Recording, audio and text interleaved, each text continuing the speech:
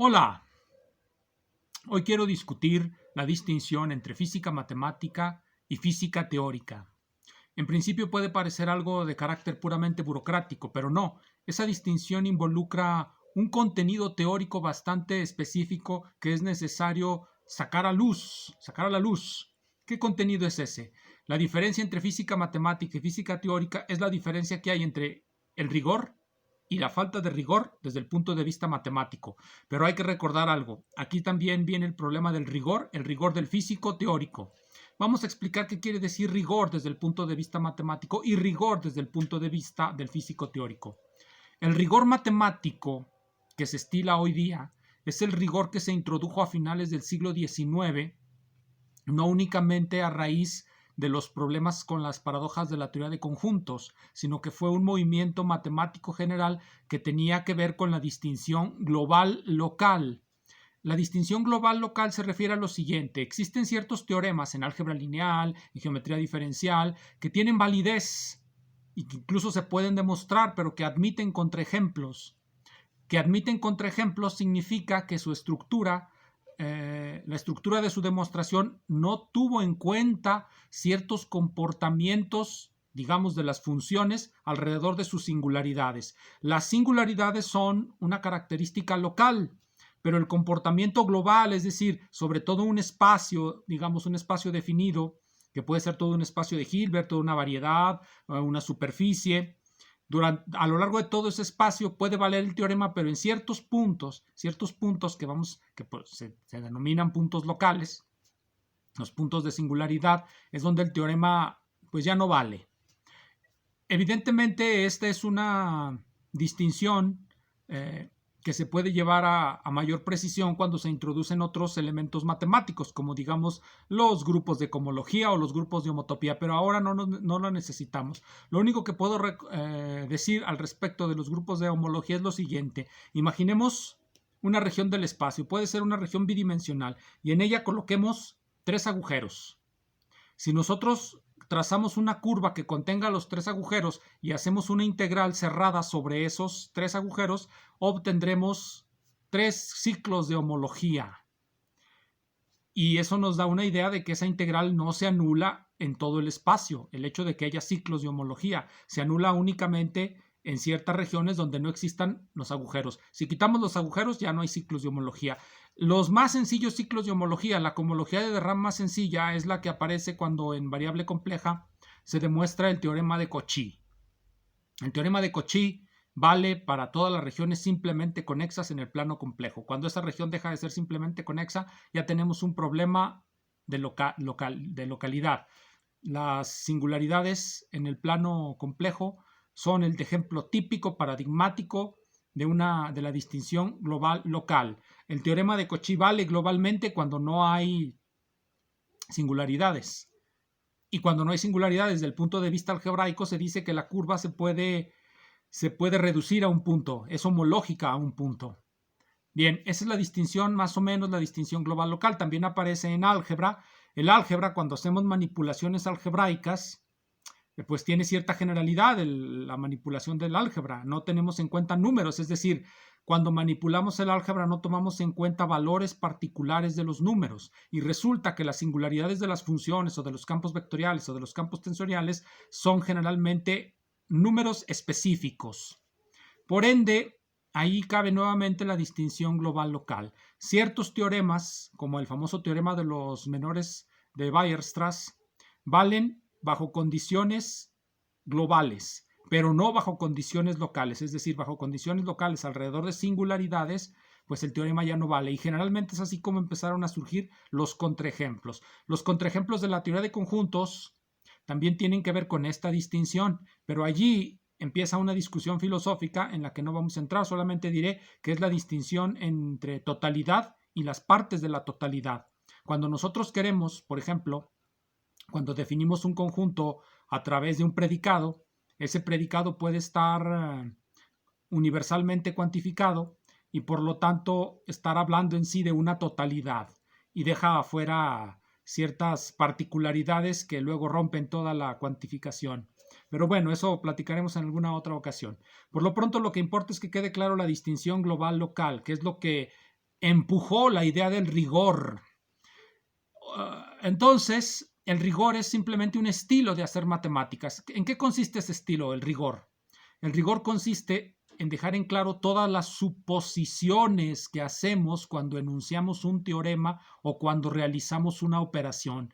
Si yo agarro una función y la quiero integrar sobre un dominio, debo de decir bajo qué condiciones esa función es integrable. Si la integral es de Lebesgue, si la integral es de Riemann, si la integral es de Daniel, etc. Ese sería los comienzos del rigor. Conforme uno avanza en el conocimiento de las matemáticas rigurosas, pues más definiciones se necesitan y uno se va dando cuenta que esa forma de rigor es la formalización, pues en general la formalización de nuestras intuiciones respecto al comportamiento de las funciones, de los operadores, etcétera, etcétera, etcétera.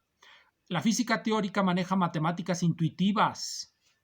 Todas las expansiones que utiliza la física teórica en ocasiones ni siquiera convergen y de todos modos las utiliza, o no tiene muy claro el concepto de convergencia asintótica o convergencia dominada o convergencia uniforme o convergencia puntual, y sin embargo se la pasan hablando y haciendo expansiones, las expansiones ficticias de la mecánica o las expansiones ficticias de la mecánica cuántica, etcétera. La integral de Feynman no estaba definida rigurosamente y sin embargo es una formulación de la mecánica cuántica. Eso es hacer física teórica.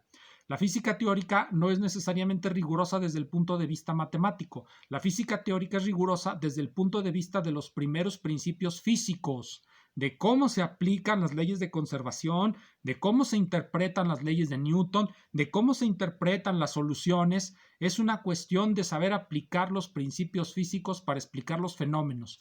En suma y en rigor, generalmente el físico teórico se adviene a lo que se denomina esquema de explicación de Hempel. Tenemos una serie de leyes, especificamos las condiciones de aplicación de esas leyes y voilà, estamos explicando un fenómeno. Más o menos eso es, con sus salvedades, con sus salvedades.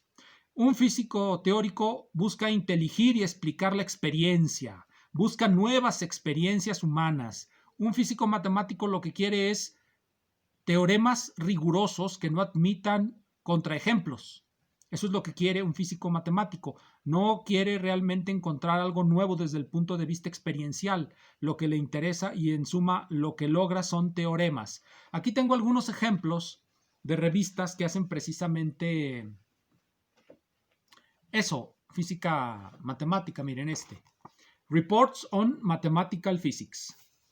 Vamos a leer lo único que hay por leer en esto, aparte de los artículos. Son puros artículos, pero trae unas instrucciones para los autores, que son muy reveladoras.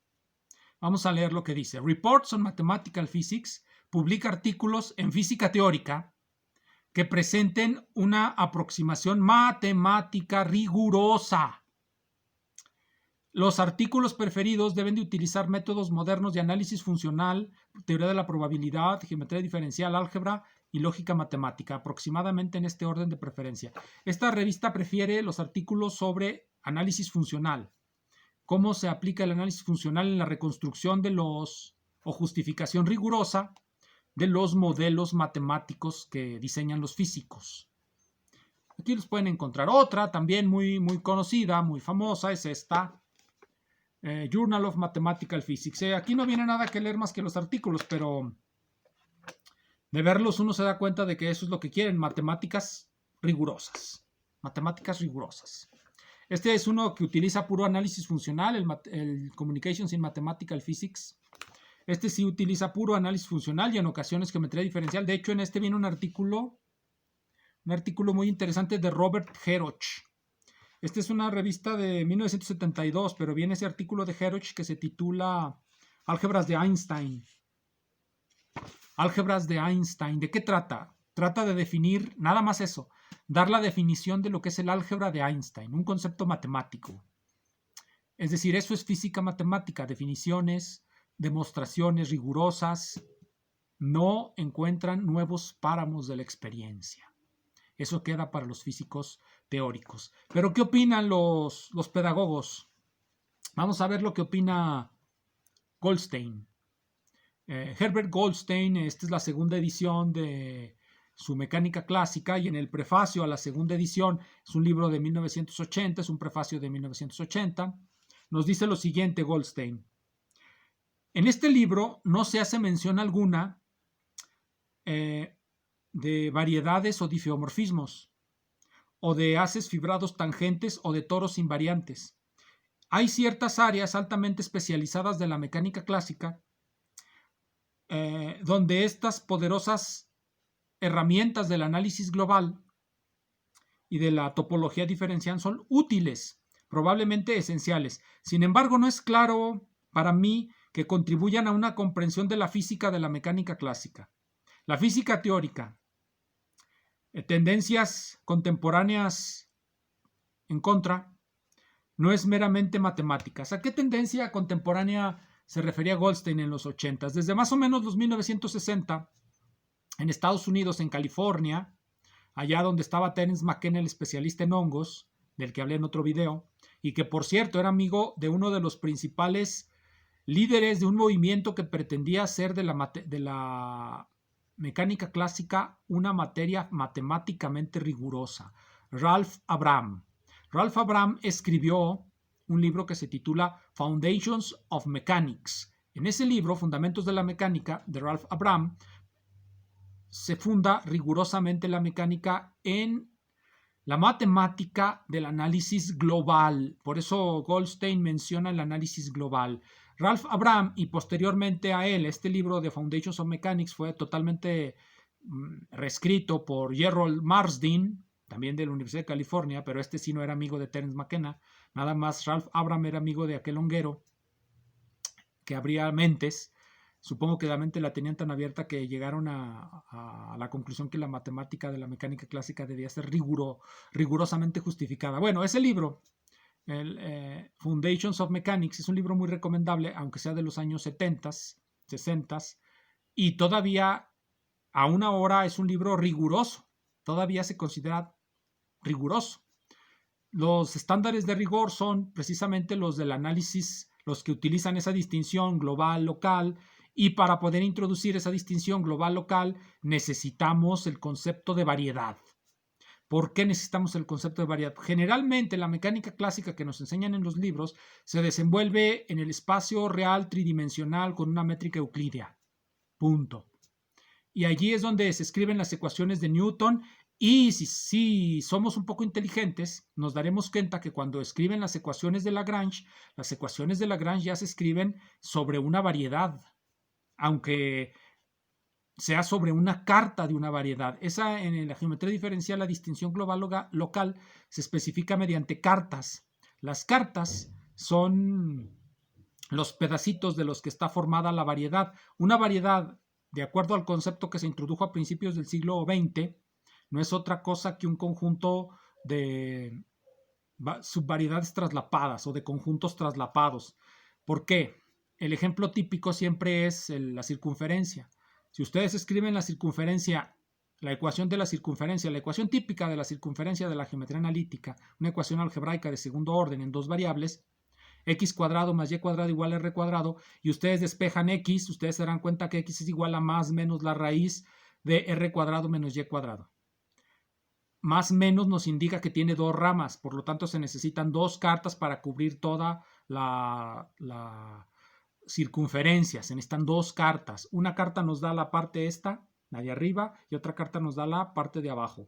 Algunas nos la dan así y así, dependiendo de la orientación del sistema de referencia. Entonces, la circunferencia la estamos ya concibiendo como un conjunto que consiste de subconjuntos traslapados. Estos dos subconjuntos se traslapan así. Y esa es la variedad, ese es el concepto de variedad. ¿Dónde está el concepto de localidad? Cada parte, cada una de las partes es una carta local. Y si son muchas cartas, porque hay variedades muy complicadas, por ejemplo la variedad quíntica de Kemmer, es una variedad que necesita 16 cartas para poder escribirla en términos algebraicos, en términos trascendentes. Necesita las funciones elípticas de Weierstrass, pero aquí no nos interesa eso. Las variedades necesitan cartas, y ahí el concepto global local aparece cuando introducimos la variedad. Rn se puede considerar como una variedad que utiliza una carta global nada más una, la identidad. Cuando aparecen integrales del movimiento, que es el caso que utiliza Lagrange, integrales del movimiento o constricciones que aparecen como condiciones, digamos sistemas de ecuaciones igualadas a cero, sistemas de ecuaciones igualadas a cero más las ecuaciones del movimiento. El sistema de ecuaciones pues va a definir una variedad algebraica y en esa variedad algebraica es donde debe de estar el movimiento, donde tiene lugar el movimiento. Entonces debemos de encontrar coordenadas adaptadas a la variedad algebraica. Y esas coordenadas adaptadas son las famosas coordenadas generalizadas de Lagrange.